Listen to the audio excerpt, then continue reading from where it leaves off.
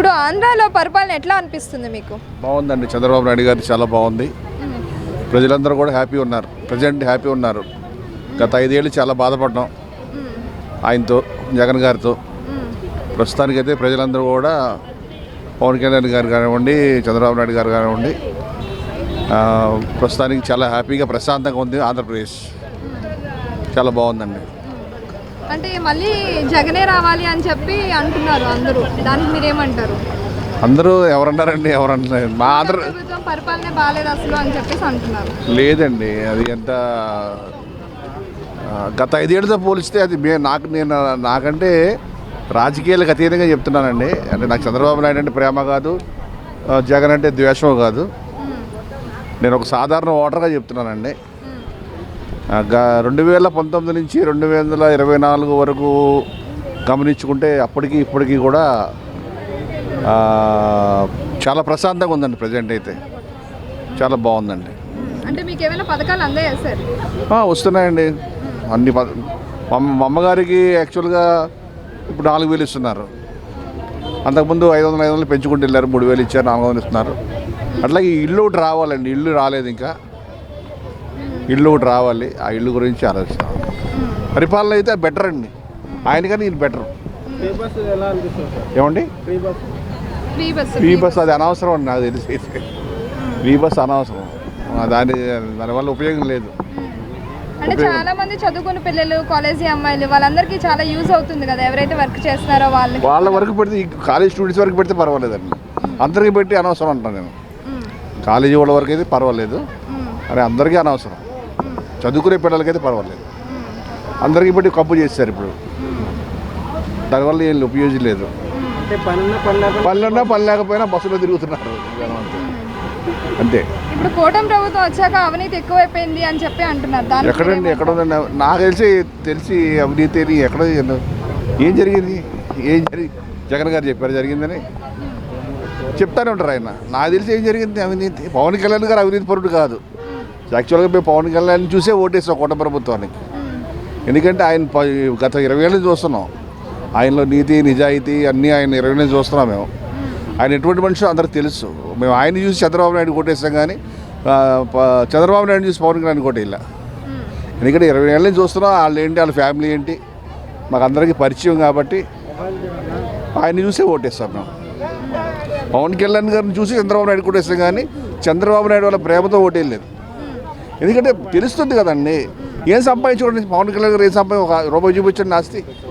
ఆయనకు పలానా దగ్గర ఇల్లు కొన్నాడు, పలానా దగ్గర ఆస్తులు ఉన్నాయి, సింగపూర్లో ఈ హోటల్ కొన్నాడని పవన్ కళ్యాణ్ గారు ఎలిగేషన్ ఉందా? ఒక ఎలిగేషన్ ఉంటే చూపించండి. ఏం లేదు. ఆయన ఇచ్చే మనిషే కానీ తీసుకునే మనిషి కాదని అందరికీ తెలుసు. ఇది ఓపెన్ సీక్రెట్. అందరికీ తెలిసిన విషయమే. పవన్ అది చెత్త సార్, అది చెత్త ఆలోచన. అది ఏమి లేదు సార్. మావిగాన్ అంటే ఏంటంటే పెట్టుబడులు రావండి. మేము చూడండి, అక్కడ బిల్ పాస్ అయిన రోజు మావిగానే పెట్టాడు. అంటే ఏంటి? దీని అర్థం ఏంటి? పెట్టుబడిదారులకు హెచ్చరిక పంపాడు. అరే పిచ్చబొండా కొడకలారా, మీరు పెట్టుబడి పెడితే పోతాయి, అన్నీ వెనక్కి పోతాయి, నాశ అయిపోతారని హెచ్చరిక పంపాడు తప్ప మావిగాన్ వల్ల ఆయనకి తెలిసి ఉపయోగం లేదని మాకు తెలుసు, అందరికీ తెలుసు. కాకపోతే పెట్టుబడిదారులు భయపడతారని చెప్పి అమరావతి మీద పెట్టుబడి పెట్టడానికి ఇలాంటి విష ప్రచారాలు ఇవన్నీ. ఇప్పుడు మావిగాన్ అన్నాడు, పెట్టుబడిదారు ఏమవుతుందండి? రాడు కదా, భయపడతాడు కదా. రేపు జగన్ గెలిస్తే పొరపాటు కూడా మా అభివృద్ధి ఆగిపోద్ది అంటాడు కదా. మా లాగేసుకుంటాడే అనుకుంటాడు కదా. ప్రజలు కూడా భయపడతారంటారా అలా చేస్తే? ప్రజల విషయం పక్కన పెట్టండి. అమరావతి మీరు ఉన్నారండి, ఒక 1000 కోట్లు పెట్టాలి క్యాపిటల్. మళ్ళీ రేపు జగన్ వస్తే పోతాయని భయం కదా మీకు. ఎలా పెడతారు మీరు? అందుకే ఆ రోజు బిల్లు పాస్ అయిన రోజే తెలివిగా ఏం చేశాడు, ఇక్కడ బిల్లు పాస్ అవుతుంది, అక్కడ మావిగానని అనౌన్స్మెంట్ చేశాడు. అంటే ఇది ఒక రాజకీయ చిత్రత. పెట్టుబడిదారు రాకుండా చేశాడు. అమరావతి అండి, ఇంకా ఫిక్స్ అండి. అమరావతి మా రాజధాని, ఆంధ్రుల రాజధాని అమరావతియే. ఇంకా అందులో ఎటువంటి అనుమానం లేదు. ఇక వేరే ఆప్షన్ లేదు ఇంకా మాకు. అమరావతి నడిబొడ్డు, అటు చిత్తూరుకి కానీ ఇటు శ్రీకాకుళం కానీ. ఇంక వేరే ఆప్షన్ 3 రాజధానులు ఎన్ని ఒట్టి మాటలండి. ప్రజల్ని మభ్యపరచడానికి, ప్రాంతాల మధ్య వైషమ్యాలు రేపడానికి తప్ప మా రాజధాని అమరావతి. ప్రజలు అంటున్నారు మళ్ళీ జగనే వస్తారు. రాడండి, ఎట్టి పరిస్థితుల్లో రాడండి. రాడు. ఏదని వీళ్ళు ఇంకేదని వీళ్ళు చేతున్నారు మిస్టేక్స్ చేస్తే తప్ప వీళ్ళు చేతులారా మిస్టేక్స్ చేసే తప్ప ఆయన రాడు. నమస్తే. ఇప్పుడు ఆంధ్రాలో చంద్రబాబు నాయుడు గారి పరిపాలన ఎట్లా అనిపిస్తుంది మీకు? నాకైతే అంత పెద్ద గొప్పగా అనిపిస్తలేదు. వై బికాస్ ఎందుకంటే ఆయన 30% కమిషన్స్ కోసము రాష్ట్రాన్ని తాకట్టు పెడుతూ ఓకే ఎటువంటి ప్రతిపక్ష పార్టీలు అంతకంతే బెటర్గా జగన్ గారు ఈ మధ్య మావిగన్ అని ఒకటి చెప్పారు. ఓకే, మచిలీపట్నం, గుంటూరు ప్లస్ విజయవాడని అనుసంధానం చేస్తూ ఒక కారిడార్ చేసుకొని ఈ 2 లక్షల కోట్లు ఖర్చు పెట్టే బదులు బెటర్గా అంతలో ఒక 10%ని ఖర్చు పెట్టి ఒక మంచి బెటర్ రాజధానిని మనం కట్టుకోవచ్చు అని చెప్తే ఓకే, దాంట్లో ఉన్న డెప్త్ను వదిలేసి మావిగన్ను ఓకే ఆ గన్ను ఈ గన్ను అని గొడ్డలి అదని ఓకే పనికిరాని మాటలు పనికిరాని ముచ్చట్లు. వాళ్ళ పార్టీ అంతా ఏంటంటే బురద జల్లే ప్రయత్నం. ఇప్పుడు మావిగన్ అంటే మావిగన్లో ఉన్నది జగన్ చెప్పిన అంశాలేంటి, దాని లోపల దానివల్ల రాష్ట్రానికి ఉపయోగపడేది ఏంటి, వీటి గురించి ఎవరు చర్చించట్లేదు. గన్ను జగన్ అంటే గన్ను, ఆ గన్ను పెట్టుకున్నాడు, గొడ్డలు పట్టుకుండు, అది చేస్తున్నాడు ఇది చేస్తున్నాడు, ఈ పనికిరాని ముచ్చట్లు పనికిరాని కథలు తప్ప ఓకే రాష్ట్రానికి ఉపయోగపడేటటువంటివి తెలుగుదేశం పార్టీ నాయకులు కానీ వాళ్ళ కార్యకర్తలు కానీ ఎటువంటి ఆ తెలుగుదేశం పెద్దలు కానీ ఎవరు కానీ ఆలోచిస్తలేరు. నెక్స్ట్ మీకు ఏమైనా పథకాలు ఏమైనా అందుతున్నాయా సార్? మాకు నథింగ్ అమ్మ. జగన్ గారు గతంలో ఒక మాట చెప్పేవారు, రాష్ట్రాలు చూడం, ప్రాంతాలు చూడం, ఓకే క్యాస్టులు చూడం. గతంలో ఆయన పరిపాలన చేసేటప్పుడు ప్రాంతాలు చూడము ఓకే అలా ప్రాంతాలు చూడకుండా ఏ పార్టీ చూడకుండా పథకాలను అందించేవాళ్ళు. కానీ నేను ఎస్సీ, మాది రైల్వే కోడూరు ఓకేనా, ఒక ఎస్సీ క్యాండిడేట్. మా ఇంట్లో ఇంతకుముందు మా నాన్నమ్మకి పెన్షన్ వచ్చేది, మా నాన్నమ్మకి మా తాతకి ఇద్దరికి పెన్షన్ వచ్చేది. ఇద్దరికి ఒకే ఇంట్లో పెన్షన్ రాకూడదని కట్ చేసేసారు ఒకటి. అంటే నాకు ఎటువంటి పథకాలు కానీ ఎటువంటి పెన్షన్స్ కానీ అంటే మాకు పెన్షన్ ఏం కాదు కానీ పథకాలు ఎటువంటి గవర్నమెంట్ నుంచి నేనైతే ఇప్పటివరకు అందుకోలేదు, మనకు చేయలేదు కూడా. చంద్రబాబు గారు వచ్చాక రోడ్లు ఫ్రీ బస్సులు పెట్టారు, చండాలంగా ఉన్నాయి. మొన్ననే ఈ మధ్య మా ఊర్లో మా పాపకి ఫంక్షన్ చేద్దామని పోయా రైల్వే కోడూరులో ఓకేనా. ఒకవేళ ఈ వీడియో కానీ వాళ్ళు చూసేట్టుకుంటే రాజంపేట నుంచి రైల్వే కోడూరు దాకా, కడప నుంచి ఓకే ఈ మొన్న జరిగిన ఈ శ్రీరామనవమి ఉత్సవాలు జరిగాయి కదా ఓకే, శ్రీరామనవమి ఉత్సవాలు జరిగిన ప్లేస్ దాకా ప్యాచెస్ వేసుకున్నారు తప్ప రోడ్లు ఏమి వేయట్లే. ఆ రోడ్లకు ప్యాచ్లు వేసుకోవడము, అవి గుంతలు పడడము, అవి 4 రోజులు 3 రోజులు పబ్బం గడుపుకోవడాలు, ఇవి తప్ప ఏమి రోడ్లు కానీ మాకు తెలిసి మా ఏరియాలో ఎక్కడ ఎటువంటి అభివృద్ధి పథకాలు కానీ అభివృద్ధి జరుగుతుంది. ఏది మహిళల మీద అరాచకాలు, అరవ శ్రీధర్ కానీ రైల్వే కోడూరు ఎమ్మెల్యే అరవ శ్రీధర్ ఆ వీణాని ఏ విధంగా హెరాస్ చేశాడు. మొన్న ఈ మధ్యనే రోడ్డు మీద ఆమెని విచక్షణారహితంగా మహిళను కూడా చూడకుండా విచక్షణారహితంగా కొట్టారు. దాని గురించి ఎటువంటి చర్యలు ఉండవు. ఊరికే జగన్కి మేకపోతుని కోసి ఆ రక్తాన్ని బొట్టు పెట్టినందుకు వాడిని రోడ్డు మీద ఇడ్చుకుంటూ కొట్టుకుంటూ పోయారు. అటువంటి రాక్షస పాలన నడుస్తుంది. అవినీతి ఎక్కువ నడుస్తుంది అంటారా కూటమి ప్రభుత్వం వచ్చిన నుంచి? కంపల్సరీ, అది అందరూ తెలిసిన విషయమే కదా. ఇప్పుడు అటువంటి అది జరగకూడదనే కదా ప్రతి ఒక్కటి అది వద్దు, అవినీతి లేకుండా అవినీతి రహిత పాలన చేయండి, ఇలా చేయండి అలా చేయండి అని చెప్పి జగన్ గారు కానీ ప్రెస్ మీట్లు పెట్టి ఏదైనా సూచనలు చేసినా జగన్ మీద బురద చల్లడం, జగన్నిలో ఎక్కడైనా ఆయన మొన్న ఈ మధ్యనే ఒక నెల్లూరు జిల్లాకి ఒక విజిటింగ్కి రావడం జరిగింది ఓకే, ఎక్కడికి కార్యకర్తలను రానియకుండా ఉండడం, ఇటువంటివి. ఆయన మెయిన్ ఏంటంటే జగన్ మీద ఫోకస్ చేసి జగన్ను ఎప్పుడైతే జగన్ని తక్కువ చేయాలని చూడడం కానీ జగన్ని తొక్కేయాలని చూడడం కానీ ఎప్పుడు ఫోకస్ ఆన్ జగన్. ప్రజల మీద ఫోకస్ లేదు, రాష్ట్రం మీద ఫోకస్ లేదు. జగన్ని మళ్ళీ రాకుండా ఎలా చేయాలి, దానికి ఆయన వాళ్ళ దత్తపుత్రుడు తోడయ్యిండు. ఆ దత్తపుత్రుడు వాళ్ళు తానా అంటే ఈయన తందానా అంటాడు పవన్ కళ్యాణ్. ఇదే నడుస్తుంది. కూటమి గవర్నమెంట్కి కేంద్రం సపోర్ట్ బాగుంది, అందుకే డెవలప్మెంట్ చేస్తామని అంటున్నారండి. అంటూనే ఉంటారు, అది మాటల్లో కాదు కదా, చేతల్లో కావాలి కదా.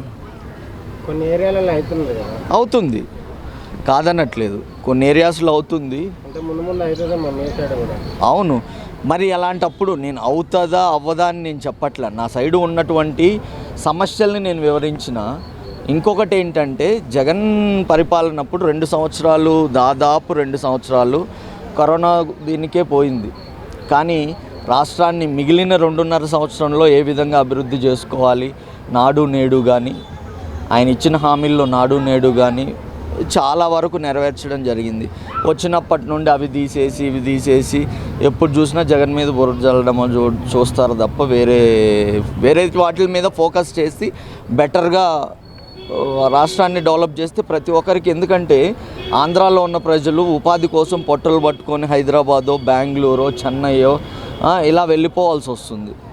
దాన్ని ఇప్పటికైనా కూడా రాష్ట్రంలో అభివృద్ధి చేసుకుంటే బెటర్గా ఉంటుంది. ఇప్పుడు ఆంధ్రాలో పరిపాలన ఎట్లా అనిపిస్తుంది చంద్రబాబు నాయుడు గారి పరిపాలన? జగన్ గవర్నమెంట్ కంటే చాలా బెటర్మెంట్గా ఉంది. జగన్ గవర్నమెంట్ కంటే చాలా బెటర్మెంట్గా ఉంది. ఇప్పుడు ఏ గవర్నమెంట్ అయినా ఇప్పుడు జనాభా 151 సీట్ల నుంచి 11 సీట్లకు వచ్చిన తర్వాత మనకి ఈ 11 సీట్లు ఎందుకు వచ్చింది అనేది ఎవరైనా మనము అనాలిసిస్ చేసుకోవాలి. మీకు ఫస్ట్ ఆఫ్ ఆల్ మీకు ఒక 10 కారణాలు చెప్తాను. ఫస్ట్, నిరుద్యోగులు ఉన్నారు. నిరుద్యోగులకి ప్రతి ఒక్కరికి డిఎస్సి ఇస్తానన్నారు. ఈ 5 ఇయర్స్లో ఎప్పుడైనా ఇచ్చారా? Number 1 point. నెంబర్ 2, ఉద్యోగస్తులకి కరెక్ట్ టైంకి జీతాలు ఇవ్వలేదు. వాళ్ళకు వచ్చేటటువంటి బెనిఫిట్స్ కూడా ఇవ్వకుండా ఏమన్నా కానీ మాట్లాడితే వాళ్ళ మీద కేసులు పెట్టి ఈ విధమైన హరాస్మెంట్ చేసినందువల్ల జగన్ ఇంకొకటి ఏంటంటే, ఎప్పుడైనా భారతదేశ హిస్టరీలో డిజిటల్ వ్యవస్థ ఉందా లేదా మనకి? ఇప్పుడు మందు అనేది ఒకటి పెట్టిన తర్వాత డిజిటల్ వ్యవస్థ లేకుండా ఓన్లీ క్యాష్ తీసుకున్నారు. ఆ క్యాష్ ఎక్కడికి పోయినది అనేది ఎవరు చెప్పరు. ఇంకొకటి, మావి గన్ అన్నారు. ఇంతకుముందు ఏమన్నారు? 3 రాజధానులు అన్నారు. 3 రాజధానులు అన్నప్పుడు కనీసం వైజాగ్ అన్నా డెవలప్ చేశారా? వైజాగ్ డెవలప్ చేయాల. కానీ వైజాగ్లో ప్రశాంతమైన వైజాగ్ను భూకజ్యాలు చేసేసి గందరగోళం చేసేసారు. అవునా కదా? ఇంక రెండోది ఏంటంటే, దాని తర్వాత న్యాయదనేసి కర్నూలు అన్నారు. కర్నూలు ఏమైనా డెవలప్ చేశారా? కర్నూలు చేయలేదు. ఈ రాజధానులు అనేది రోజుకు ఒక మాట మారుతారు. ఫస్ట్ వచ్చేసి 38,000 ఎకరాలు మనకి కావాలన్నప్పుడు అసెంబ్లీలో ఓకే మేము ఆమోదిస్తున్నాము అన్నారు. తర్వాత గెలిచిన తర్వాత ఏమన్నారు? 3 రాజధానులు అన్నారు. ఈ విధంగా ప్రతి నిత్యం మోసం చేస్తా అతను నమ్మే పరిస్థితిలో ఎవరు లేరు. బావిగన్ అనేది ఇందాక ఒక పెద్ద ఆయన చెప్పినారు, పెట్టుబడులు వచ్చేదాన్ని వాళ్ళని రానియకుండా చేసేదానికి చేసేటటువంటిది ఒకటి. ఈరోజు మీరు ఛాలెంజ్ చేస్తున్నారు, ఎవరైనా అమరావతికి రండి, అమరావతిలో డెవలప్ అవుతుందా లేదా చూడండి. ఈరోజు అమరావతిలో హైకోర్టు ఎక్కడుందండి? ఈరోజు అసెంబ్లీ ఎక్కడ జరుగుతుంది? అమరావతిలో జరుగుతుంది కదా. ఈ 2 ఏళ్లలో కరోనా వచ్చిందని జగన్ గారు అన్నారు. ఈ 3 ఎప్పుడైనా భారతదేశ హిస్టరీలో ఏ ముఖ్యమంత్రినైనా చూసేసి రైతులు స్వచ్ఛందంగా భూములు ఇచ్చిన హిస్టరీలు భారతదేశ హిస్టరీలో ఎక్కడైనా ఉందా? చంద్రబాబు నాయుడిని చూసి మాత్రమే ఇచ్చారు. రెండోది ఏంటంటే, అన్నా క్యాంటీన్ వల్ల 3 లక్షల మంది రోజుకు అన్నం తింటున్నారు. కాబట్టి చంద్రబాబు నాయుడు కారణ జన్ముడు. చంద్రబాబు నాయుడు వల్లే ఆంధ్రప్రదేశ్ డెవలప్ అవుతుంది. పవన్ కళ్యాణ్ గారిని తానా అంటే తందానా అంటున్నారు. ఈరోజు స్వతంత్ర భారతదేశంలో స్వతంత్రం వచ్చిన దగ్గర నుంచి ఎక్కడ రోడ్లు లేవు. ఈరోజు పవన్ కళ్యాణ్ వచ్చినందువల్లే రోడ్లు వచ్చాయి. ఇది నిజమా కాదా ఎవరైనా చెప్పమనండి. ఇప్పుడు వచ్చేసేసి మావి గన్ ఏం గన్ అంటే, అమరావతి అనేది ఆల్రెడీ బిల్లు పెట్టిన తర్వాత మావి గన్ ఏందండి? అది ముందు నుంచి ఏమైనది? అదేంటంటే, భారతదేశ రాజ్యాంగంలో అసలు రాజధానే లేదంటున్నారు. రాజధాని లేకుండా ఎట్లుంటుందండి? ఈరోజు మన చెన్నై పోతే, తమిళనాడు పోతే ఎక్కడండి రాజధాని? కర్ణాటక పోతే ఎక్కడండి రాజధాని? ఇవన్నీ లేకుండా ప్రజల్ని మభ్య పెడుతున్నారు. నేను ఒకటి అడుగుతున్నా, 30,000 మంది ఆ మందు దాగి చనిపోయినారు. అవునా కదా? నిజంగా మీరు ఇక్కడి నుంచి మందు అక్కడికి తోలుకోబోతున్నారు అంటే కారణం ఏంటి చెప్పండి? ఆ మందులో డిజిటల్ వ్యవస్థ ఎందుకు పెట్టలేదు? ఆ డబ్బులన్నీ ఏమైపోయినాయి? అది చెప్పనండి. ఈరోజు పవన్ కళ్యాణ్ ఇన్ని మాటలు మాట్లాడుతున్నారు. పవన్ కళ్యాణ్ జేబులోండి డబ్బులు పెడుతున్నారా? ఒక్కసారైనా అతని జేబులోండి ఇప్పుడైనా డబ్బులు పెట్టినాడా? చెప్పనండి. విమర్శించడం అనేది పెద్ద ఇదేమి కాదు. చంద్రబాబు నాయుడు లాంటి విజనరీ ఉండబట్టే ఆంధ్రప్రదేశ్ ఖచ్చితంగా డెవలప్ అవుతుంది. భారతదేశంలోనే ఒక అత్యధికమైనటువంటి ఇన్కమ్ సోర్స్. ఇంకోటి ఏంటంటే పథకాలు. ఏ పథకాలండి మీరు ఇచ్చింది? ఈరోజు సెంట్రల్ గవర్నమెంట్ ఇచ్చినటువంటి పంచాయతీకి వచ్చిన డబ్బును కూడా వాడుకున్న హిస్టరీ ఉంది. ఉద్యోగస్తుల డబ్బులు కూడా వాడుకున్న హిస్టరీ ఉంది. ఎవరిదండి అది? మీరు చెప్పండి. ఇప్పుడు ఉద్యోగస్తులుగా డిఎస్సి ఎప్పుడు ఇచ్చినారండి? ఇన్ని కారణాలు పెట్టి ఇంకొక మాట అంటున్నారు. ఏమని అంటున్నారంటే, ఇది ఈవీఎంలు ట్యాంపరేచర్ అంటున్నారు. నేను ఒక క్వశ్చన్ అడుగుతున్నాను, ఎవరైనా చెప్పనండి. ఎమ్మెల్సీ ఎలక్షన్లో వచ్చింది స్లిప్ సిస్టమే కదా. ఆ సిస్టంలో గెలిచింది ఎవరండి? మన వైజాగ్లో గెలిచింది ఎవరు? నెల్లూరులో గెలిచింది ఎవరు? ఇక్కడ కడపలో గెలిచింది ఎవరు? ఎట్లా గెలిచినారు? స్లిప్పుల వల్లే కదా. అప్పటికే కనువిప్పు కలవకుండా ఇంకా నాకు దేవుడు స్క్రిప్ట్ రాస్తున్నారు. ఎవడు రాయడండి, ఆల్రెడీ రాసేసినారు. 11 నుంచి ఈసారి 2, 1 ప్లేస్కి వచ్చేస్తారు. ఇప్పటికైనా రియలైజేషన్ కావాలా, మనం ఎందుకు ఓడిపోయినాము కనీసం అదన్నా తెలియాలి కదా. మావిగాని చెప్పేటప్పుడు అక్కడ అసెంబ్లీ పార్లమెంట్లో ఆల్రెడీ పెట్టిన తర్వాత మావిగాని ఏందండి ఇంకా ఇది చెప్పండి, తప్పు కదా. సరే ఇంకొక విషయము, పోనీ మన మావిగానే ఇది మన విజయవాడ అక్కడ అనుకుంటున్నాం, ఎకరా ఎంత ఉంటుందండి? ఎవరిస్తారండి స్వచ్ఛందంగా భూములు? ఎవరిస్తారు చెప్పండి? ఒక్కొక్క ఎకరా వచ్చి 7-8 కోట్లు ఉంటుంది. ఈ 7-8 కోట్లు ఎవరిస్తారు చెప్పండి? ఎట్లా డెవలప్ అవుతుంది చెప్పండి? ఇది డెవలప్ కాదు. ఇప్పుడు అమరావతి అనేది ఎట్లా అంటే ఇప్పుడు మన హైదరాబాద్లో కూడా చూస్తున్నాం. ఎందుకంటే కట్టడాలు సరిగా కట్టక నీటి వర్షం వచ్చినప్పుడు ఇట్లా కాకుండా దాన్ని ఒక మంచి రాజధానిగా తయారు చేస్తే ఈరోజు అతను చేసిన ప్లాను గుజరాత్కు కూడా ఉపయోగపడుతుంది. ఇలాంటి గొప్ప వ్యక్తిని పట్టుకొని ఎంత వయసులో కూడా 72 ఏళ్ళు ఇంకెప్పుడు పోతాడా ఆయన? ఏందండి అది? అంత వయసు ఆయన పెద్ద ఆయన పట్టుకొని అతను లేలేడు, పోతాడు. ఏందండి ఆయన పోయేదా? ఆయన చిరంజీవి, అతను 100 ఇయర్స్ బతకాల. ఆంధ్రప్రదేశ్ అభివృద్ధి జరగాలంటే చంద్రబాబు నాయుడుతోనే సాధ్యము. ఈరోజు పవన్ కళ్యాణ్ దత్తపుత్రుడు అంటున్నారు. దత్తపుత్రుడు అనేవాళ్ళు ఆయన సొంత డబ్బులు పెడుతున్నాడు. ఈరోజు సెంట్రల్ గవర్నమెంట్ని పట్టుకొని వచ్చేసి రోడ్లు కూడా వేయిస్తున్నాడు. మీరు చూస్తూనే ఉన్నారు కదా. ఎక్కడ చెప్పండి ఆయన చేసిన అభివృద్ధి ఎందుకు చెప్పమనండి? చెప్పడం, దోచుకోవడం, దాచుకోవడం. అదేంటంటే కమిషన్లు. ఇంతకంటే చెప్పాల్సిన అవసరం లేదు. ఆంధ్రప్రదేశ్ భవిష్యత్ అంతా కూటమి వ్యవస్థలోనే ఉంది. చంద్రబాబు నాయుడు, పవన్ కళ్యాణ్, లోకేష్ వాళ్ళు సమృద్ధిగా కలిసి పనిచేస్తున్నారు. ఒక ఎక్కడో మారుమూల హాస్టల్లో కూడా ఇబ్బంది జరిగిందంటే అక్కడికి పోయి లోకేష్ పోయేసి మాట్లాడుతున్నాడు. అక్కడికి పోయి వాళ్ళతో ఇంటరాక్ట్ అవుతున్నాడు. వాళ్ళ సమస్యలు తెలుసుకుంటున్నారు, వాళ్ళ గురించి మాట్లాడుతున్నారు. ఇన్ని చేస్తున్నారు. మీకు ఇంకొక విషయం చెప్తాను. అరాచకం అంటారు. పల్నాడులో దేవినేని ఉమా వీళ్ళందరూ పోయినప్పుడు మనం చూస్తున్నాం కదా, ఇంత పెద్ద కర్ర తీసుకుని కొడతా ఉంటే అతనికి వచ్చేసి మున్సిపల్ చైర్మన్గా సీట్ ఇచ్చినారు. తీసినా కదా. డోర్ డెలివరీ చేసిన అతనికి ఎమ్మెల్సీగా ఇచ్చి కనీసం సస్పెండ్ కూడా చేయాలి. ఇలాంటి వాళ్ళని పట్టుకుని ఇంకేందండి? అసలు జగన్ గురించి మాట్లాడమే వేస్ట్.